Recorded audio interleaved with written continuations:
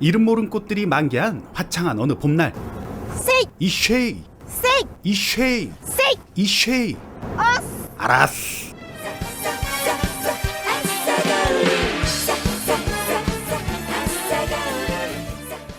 좋은 도장 놔두고 밖에서 꼴값을 떨었던 그녀는 메밀집 딸내미 유주라고 합니다.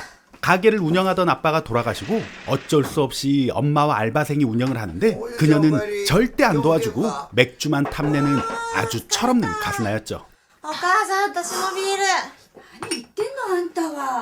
그러던 어느 날 이 가게 메밀이 맛있다고 하는 흑형과 아니다, 더럽게 맛없다 라고 혹평을 하는 한 여자. こんなもんじゃないよ、ここのそばは。こんなもんじゃない？本当はもっと美味しいってこと？俺のそばのことガタガタ言われたくねえ。 사실 이 여자는 예전에 이 가게 메밀 맛을 잊지 못하고 다시 찾아온 거였는데 주인장이 죽고 나서 맛이 바뀐 걸 알아차린 거죠. 黙ってらんないっすよね。まあこの際だからさ言わしてもらうけどガジロウさん亡くなってから正直味落ちたよ。 すいませんね。 맛은 달라졌지만 그래도 자기가 먹었기에 계산을 하려는 그녀.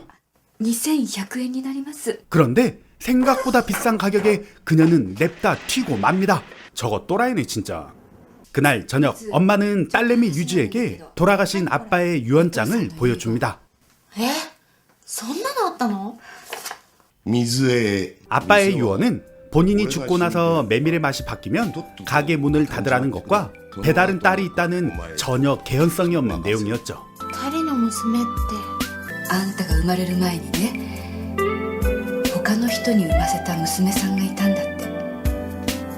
はぁ？ 그리고 그 배다른 딸이 오늘 가게에 찾아와서 더럽게 맛없다고 돈 안 내고 튄 그녀였습니다.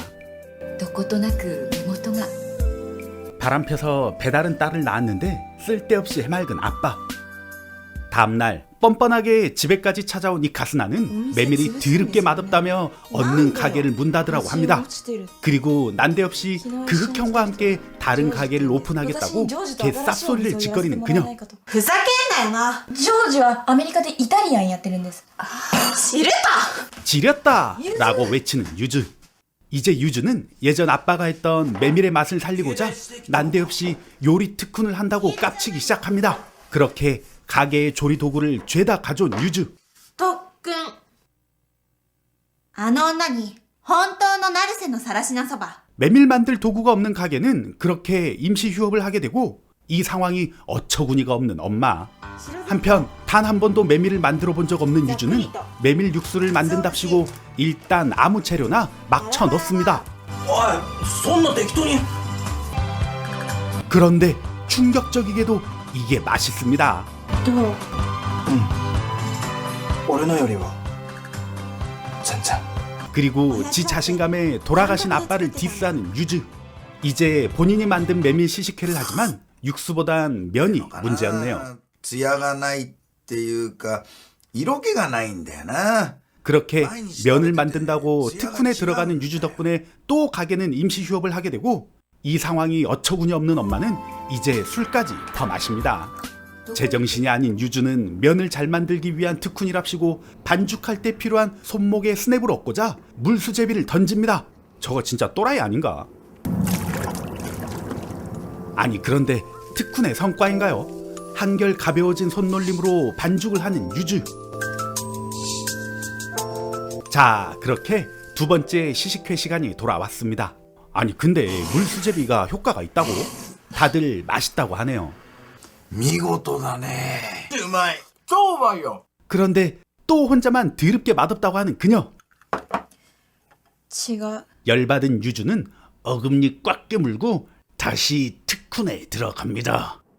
또 물수제비를 뚫어 나왔는데 정작 돌 하나 없는 풀떼기만 있는 곳으로 온 모질한 유주. 그렇게 한없이 신세한탄을 하고 있는 이때 안 그래도 말도 안 되는 영화인데 더 말도 안 되게 돌아가신 그녀의 아빠가 나타납니다.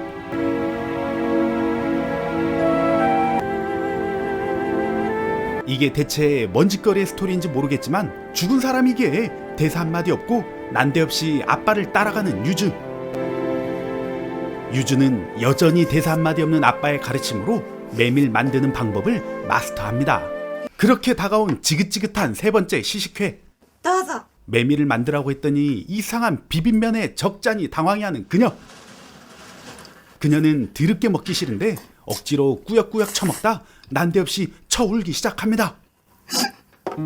면치기 하다가 양념이 눈에 들어간 걸까요? 사실 이 빨간 메밀의 정체는 바로 구기자를 넣은 거였습니다. わかった。クコの実だ。 애초에 구기자를 넣을 거면 뭐 한다고 물수제비를 하고 돌아가신 아빠에게 기술을 전수받은 걸까요?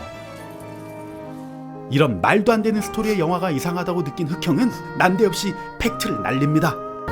なんで食べながら泣いてでまた笑ってるの 지들이 봐도 어이없는 스토리를 어물쩍 웃음으로 때우는 출연자들. 그렇게 그녀는 유주가 해준 맛있는 메밀을 다 처먹고 피드백이나 시식평 따윈 일절 없고 영화 초반에 돈 안 내고 튄 것처럼 뒤도 안 돌아보고 이곳을 떠나게 됩니다. 이렇게 영화는 끝이 납니다. 아니 근데 영화 초반에 유주가 무술하는 장면은 왜 나온 거야?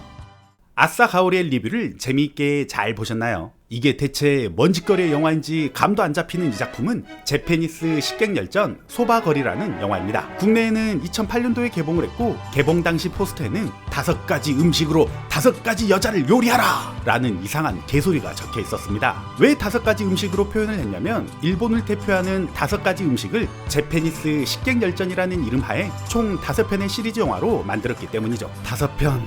제정신인가 진짜. 5가지 음식으로 만든 영화는 소바걸, 라멘걸, 카레걸, 스시걸, 야키니쿠걸 이렇게 제작이 되었습니다. 제가 이 소바걸을 비롯하여 라멘걸, 야키니쿠걸, 스시걸까지 리뷰를 했으니 이제 카레걸 하나가 남았네요. 아참, 혹시나 나머지 이 시리즈 영화를 보고 싶은 분들은 오른쪽 상단에 카드를 클릭하시면 됩니다. 근데 우왕청심원 하나 정도 먹고 보시는 걸 추천드립니다. 보고 나면 막 심장이 벌렁벌렁 거리니까요. 이 작품의 주인공은 와카나 히카루. 1985년생인 그녀는 이 작품을 비롯해 이와 같은 병만 영화를 무려 5편이나 찍었습니다. 마지막 출연작이 2012년도에 국내에서 개봉했던 우리들의 격정이라는 말도 안 되는 작품인데 누적 관객 수가 무려 140명을 기록한 초히트작이었습니다. 알고 싶지 않지만 그녀는 물고기 자리로 좋아하는 건 해수욕과 애니메이션이라고 하네요. 그러던지 말던지.